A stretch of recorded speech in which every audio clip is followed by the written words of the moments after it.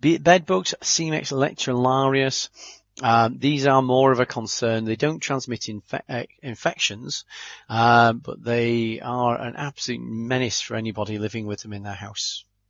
They prefer to feed on human blood, and they prefer warm housing, and they tend to live in bedrooms or near beds. But these things, despite the fact that, well, they grow from very small up to reasonably large, and they're very tough, and they're on the increase in the West because a lot more people are traveling around in jet aircraft, and so they move around very quickly, usually in people's baggage. And so when you see people spraying the planes as you go between countries, it's not just to kill off mosquitoes when they put the insecticide on in the plane.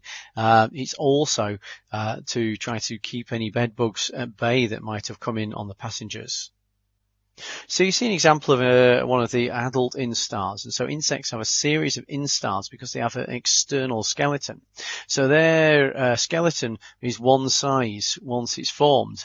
And so if they want to grow any bigger, they've got to break their way out of that skeleton, a bit like hatching from an egg. And then they swell themselves up, and then they form a new exoskeleton, like a new external skeleton.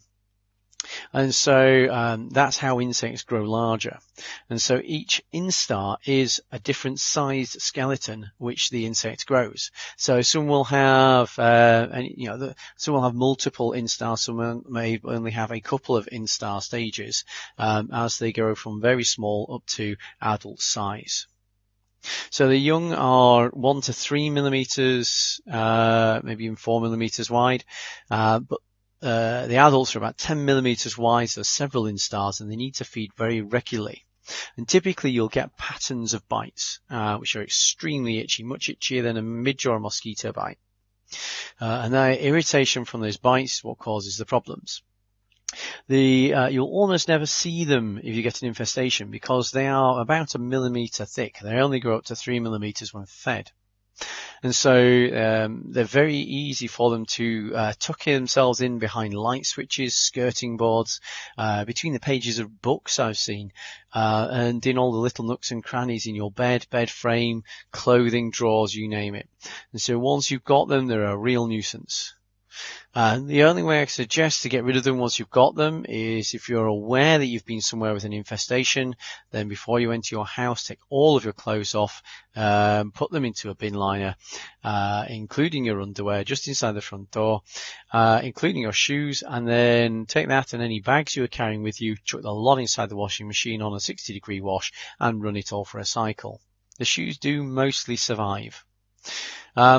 The clothes may shrink a little, but it's not worth having these things in your home.